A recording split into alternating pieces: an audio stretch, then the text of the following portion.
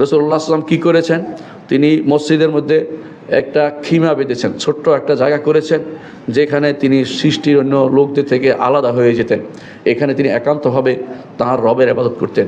ঈমানদার একটা সময় বের করতে হবে তার রবের সাথে একান্ত হওয়ার জন্য।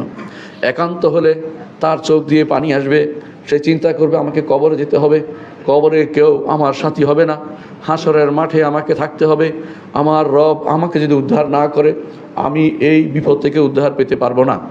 আমার রবের কাছে আমাকে যেতে হবে, তার কাছে আমার সব হিসাব দিতে হবে। আমার রব একমাত্র আমার সবচেয়ে পরম সত্তা, যিনি আমাকে উদ্ধার করতে পারেন, যিনি আমাকে বাঁচাতে পারেন। একান্ত হলে অনেক কিছুই মনে হবে।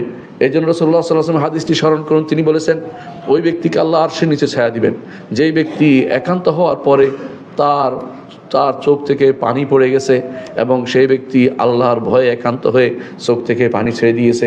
আল্লাহ তাআলা তার জন্য আরশের নিচে ছায়ার ব্যবস্থা করবেন। এই সুযোগ আপনি রমাদান মাসে নিতে পারেন, এই সুযোগ রমাদান মাসের শেষে নিতে পারেন।